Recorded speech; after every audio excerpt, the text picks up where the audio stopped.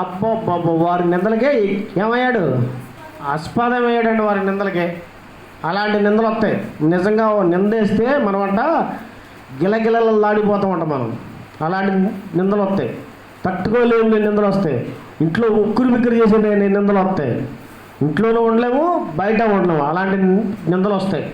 చదువుక అదే అదే కీర్తన గ్రంథం 119:22 చదువుక.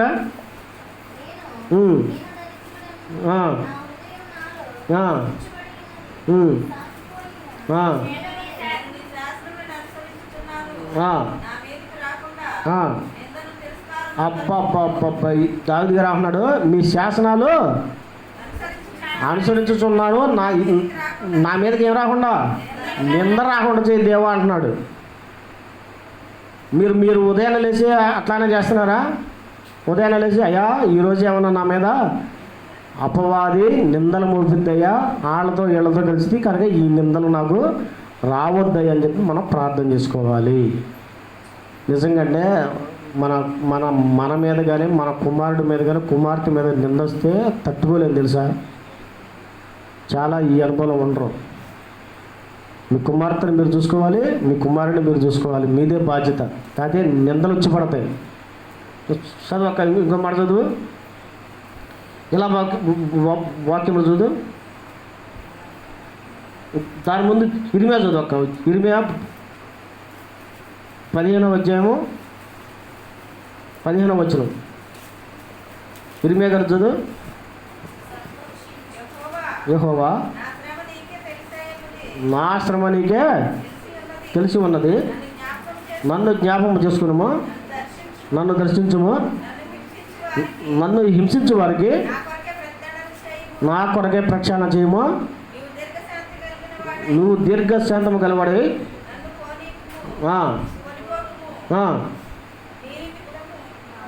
అక్కడ నింద వస్తుంది. నింద అందులో అక్క ఎట్లా ఏ నిమిత్తం?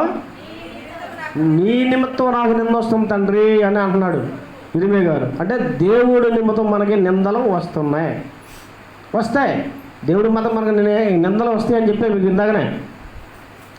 మనం దేవుడిని ప్రార్థన చేస్తే మనం ఎందుకు వస్తుంది? నిందలు వస్తుంది, హింస వచ్చింది, తర్వాత కరువు వచ్చింది, ఖడ్గం వస్తుంది, తర్వాత మరణం కూడా రావచ్చు. అదే మనకి దేవుడికి ఇష్టమైంది. ఇరిమియా గారిని అనేక సార్లు కుట్టారంట తెలుసా. చిన్న కుర్రాడు బాబు, కానీ దేవుడు పరిశుద్ధాత్మతోనే దేవుడు ఎన్నుకున్నాడు. అంత చిన్న కుర్రాడిని చాలాసార్లు హింసించారు కూడా. అందుకనే అయ్యా నీ ద్వారా నాకు ఏమవుతున్నాయి? నిందలు వస్తున్నాయి. దేవుడి ద్వారా మనకి నిందలు రావాలి. లాస్ట్ వెనుకలో ఇంకోటి చూడండి, ఇలా వాక్యాలు చూడండి. ఇంకా మనం చెప్పుకునే చాలా నిందలు ఉన్నాయి. ఇలా వాక్యాలు 3వ అధ్యాయం 5వ అధ్యాయం 1వ వచ్చిన అబ్బబ్బ కావాల్సిన నిందలు ఉన్నాయి. ఇక్కడ మీరు అందరూ చదువుకుంటే మాకు కలిగిన శ్రమను జ్ఞాపకం చేసుకో.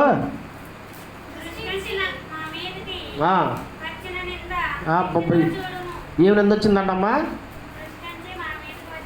అబ్బా ఫస్ట్ నుంచి వచ్చిన నిందలు అంట చూడు. ఏమి నిందలు వచ్చినా ఈ నిందలు మీరు ఇలా పక్కల అక్కడి నుంచి కంటిన్యూస్ చదువుకుంటూ ఉంటుంది.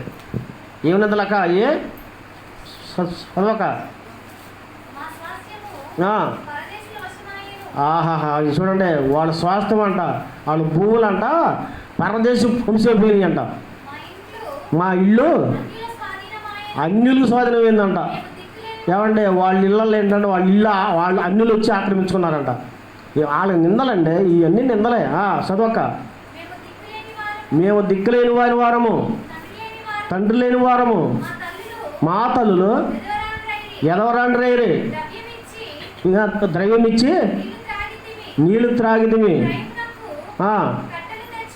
బాబా మమ్మల్ని తరుమువారు మా బాబా వాళ్ళంట మెడల మీద కూర్చున్నారంట.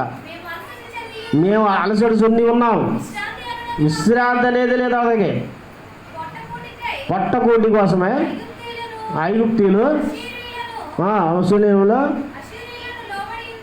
లోబడి ఉన్నారు. మా తండ్రులు పాపం చేసి, అంటే తండ్రులు పాపం చేసి గతిస్తే వాళ్ళు దోష శిక్షణ వీళ్ళు అనిపిస్తున్నారు. రాజులు ఎవరయ్యారు? ఎవరయ్యారండి రాజులు? వీళ్ళకే ప్రభువులు అయ్యారు. ఆడు కుర్చీ మీద మహారాజు చైర్ మీద కూర్చుంటే మనం కింద కూర్చుంటున్నాం. ఆడు మహారాజు మీద కుర్చీ మీద కూర్చొని కాలు ఊపుతుంటే మనం కింద కూర్చొని అయ్యా అయ్యా అని అంటున్నాం. మహాప్రభులు అయ్యారంట రాజులు. చూడండి నిజంగా ఇశ్రాయేలు జనం ఎంత చెరలోకి వెళ్ళిపోయారు వీళ్ళు. ఏంటంటే ప్రార్థన లేక, ప్రార్థన అనుభవం లేక. ఇలాంటి మీరు ఇలా వాక్యలు చూసుకోండి, ఇంటికి అందరు చదువుకోండి. ఎంత వాళ్ళకి ఏం లేదు. తల్లులు అంట ఎదవరండి లేదు. ఎందుకయ్యారు? ఏమంటే పాపం చేసిందని బట్టయ్యారు, వాళ్ళు మందు తాగిందని బట్టయ్యారు. నిజంగా మా ఊరు పక్కన ఊరు ఉంటుంది, ముత్తగూడెం అని, నాగిరెడ్డిగూడెం అని, ఎన్ని పశ్చిమ గోదావరి జిల్లాలో ఉన్నాయి. వాళ్ళందరూ కూడా కాపుసారా తాగి భర్తలు లేరు చాలామంది కూడా. అసలుకి ఎదవరాలు అయ్యారు ఎక్కువ చాలామంది. నిజం భర్తలు విడిచిపెట్టే వాళ్ళు చాలామంది అయిపోయారు. చాలా చాలా రకాలుగా ఉండేవాళ్ళు ఉన్నారు. కనుక లాస్ట్ మాటకి ఇంకోటి చదవండి, జకర్యా లాస్ట్ మాటగా చదువుకొని మనం అందరం కూడా ప్రార్థన చేసుకున్నాం. జెఫన్యా చదువు. అక్కడ జెఫన్యా 2వ అధ్యాయం 8వ వచనం. 2వ అధ్యాయము 8వ వచనం. జెఫన్యా. మోయాబులు చేసిన నిందయు, అమోరీలు పలికిన దూషణ మాటలో నాకు దేవుడు చూడండి ఏమండే దేవుడు చూడు ఏమంటున్నాడు అక్కడ చదువు మనసరి. మోయాబులు చేసిన నిందయు, అమోరు పలికిన మాటలు. అమ్మ నిజంగా చెబుతున్నా, దేవుడు అన్ని మాటలు వింటున్నాడు, అన్ని నిందలు వింటున్నాడు. ఎవరు